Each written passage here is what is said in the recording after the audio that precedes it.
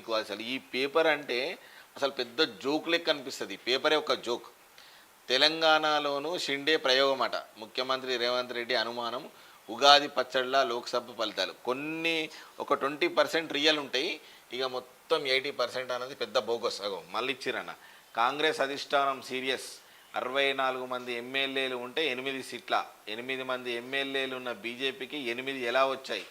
8 మంది ఎమ్మెల్యేలు ఉన్న బీజేపీకి 8 ఎలా వచ్చాయి?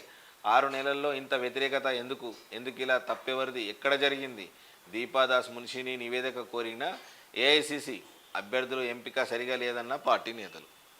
అంటే వీళ్ళకు ఉన్న సమాచారమా లేని సమాచారాన్ని సృష్టించి రాయడమే నమస్తే తెలంగాణ పత్రిక పని. అంటే పార్టీలో సమీక్షలు చేసుకోవడం అనేది చాలా సాధారణ. అంటే లేదన్న, ఇప్పుడు నేను దాదాపు వీళ్ళు దాన్ని అవండాలు వేయడానికో లేకపోతే అరే విధవా వాళ్ళు వాళ్ళ సమీక్ష చేసుకున్నారు. నీ సమీక్ష ఏందో చెప్పు.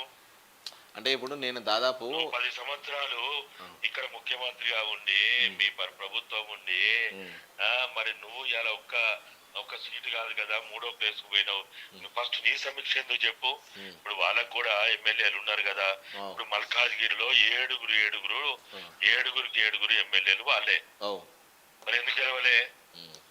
మెదక్లు ఎందుకు గెలవలే? దాని మీద రాయి. ఇప్పుడు వాళ్ళ గురించి వాళ్ళు తంటారు, వాళ్ళు పడతారు, వాళ్ళ బాధలు వాళ్ళు పడతారు, వాళ్ళ సమీక్షలు వాళ్ళు చేసుకుంటారు. వాళ్ళు ఏందో దానికి కారణాలు వాళ్ళు వెతుక్కుంటారు. నీ పార్టీ, నీ బీఆర్ఎస్ పార్టీ, నీ కేటీఆర్, నీ కేసీఆర్ అక్కడ పోయి కరీంనగర్ లో కావచ్చు, మెదక్ లో కావచ్చు, కొన్ని ప్రాంతాల్లో పోయి ఎన్నెన్నో మాట్లాడారు కదా. ఆయన కూడా మొన్న ఎన్నికలకు ముందు కావచ్చు, ఎన్నికలు జరుగుతున్నప్పుడు కావచ్చు, ఎన్నికలు అయిపోయిన తర్వాత కూడా ఊహించని ఫలితాలు వస్తాయి, 12 సీట్లు వస్తాయని కేసీఆర్ చెప్పిండు. దాని మీద రాయి. కేసీఆర్ మాట్లాడింది ఇప్పుడు నేనేమంటున్నా అంటే ఏ పేపర్లో రానటువంటి వార్తలు వస్తేనే అది నమస్తే తెలంగాణ అవుతుంది. అన్ని పేపర్లలో ఇప్పుడు మనము 2, 3, 4, 5 పేపర్లు, ఏబిఎన్, వెలుగు, దిశ, ఆదాబు, ఈనాడు, ఒక 5 పేపర్లు మనం చదివినాం. 5 పేపర్లలో యాజ్ ఇట్ ఈజ్గా ఇంచుమించు ఒక కొంచెము తేడాతోటి వార్తలు వచ్చినాయి. సో నమస్తే తెలంగాణ పేపర్ కనుక చూస్తే మొత్తం డిఫరెంటే వచ్చింది.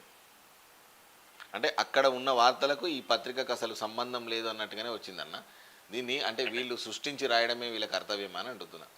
అంటే వాళ్ళకి ఇంకా వాళ్ళ ఇప్పుడు కూడా ఎవరు కూడా నా ఇల్లు నేను చక్కదిద్దుకోకుండా మంది గురించి మనకి ఎందుకు? అసలు నువ్వు రాయదలుచుకుంటే ఫస్ట్ నీ పార్టీ గురించి రాయి, నీ పార్టీ కార్యక్రమాల గురించి రాయి, నీ పార్టీ సమీక్ష గురించి రాయి, ఎందుకు ఓడిపోయిందో రాయి, కారణాలు ఏంటో రాయి, నియోజకవర్గాల వారిగా ఎందుకు ఓడిపోయిందో సమీక్ష రాయి. అది నాయకత్వం తప్ప, అభ్యర్థి తప్ప, కార్యకర్తల తప్ప. కవిత ఇష్యూ అనేది నేషనల్ ఇష్యూ అయింది. అవును. ఒక్క వార్త చిన్న బిట్టు కూడా మరి లిక్కర్ కేసులో అరెస్ట్ అయ్యింది, ఇది దుర్మార్గం అని చెప్పి కూడా మన నమస్తే తెలంగాణలో రాలేదు. ఇప్పుడు నేనేమంటున్నా అన్న, వాళ్ళు కవిత గురించో, కేటీఆర్ గురించో, లేకపోతే వాళ్ళ దందాలు, వాళ్ళ దోపిడి, వాళ్ళు దోచుకున్నది, దాచుకున్న దాని గురించి రాయకున్నా కనీసం ఎన్నికల సందర్భంలోనైనా జరిగినటువంటి ఈ ఫలితాల మీద సమీక్ష చేసుకోవాలంటే ఫస్ట్ వాళ్ళు రాసుకోవాలి. నా ఇల్లు నేను చక్కదిద్దుకోకుండా మంది గురించి ఎందుకు? నా ఇల్లు తలగబడుతుంటే నా ఇల్లుని నేను బాగు చేసుకోకుండా ఎట్లా దాన్ని కాపాడుకోవాలన్న ప్రయత్నం చేయకుండా మంది గురించి ఎందుకు? అంటే ఇదంతా కూడా ఏంటంటే వాళ్ళు చక్కదిద్దుకోవడం చేతగాక మంది గురించి ఏడిస్తే ఇవ్వడు కాదన్న. ప్రజలు అన్ని ఆలగిస్తున్నారు, నిశితంగా గమనిస్తున్నారు. తెలంగాణ ప్రజలు మాత్రం ప్రతి ఒక్క గవర్నమెంట్ని, ప్రతి ఒక్క లీడర్ని నిశితంగా గమనిస్తున్నారు. ఒక 50 ఏళ్ళ కిందనో 40 ఏళ్ళ కిందనో కొంచెం ఇల్లిటరసీ ఉండే, ఇప్పుడు అంతా లిటరసీకి వచ్చారు. సో ప్రతి ఒక్కరు కూడా గమనిస్తున్నారన్న. విధి విధానాలు, వీళ్ళు పాలించే విధానం కూడా అన్ని గమనిస్తున్నారు. ప్రజలైతే నేను అనుకోవడం ఇప్పుడున్న పరిస్థితులలో వీళ్ళు ఎవ్వడు ఎన్ని బాకాలు వాళ్ళు డబ్బాలు కొట్టుకున్నా గానీ దాన్ని ఎప్పుడు కూడా పరిగణలోకి తీసుకోరు.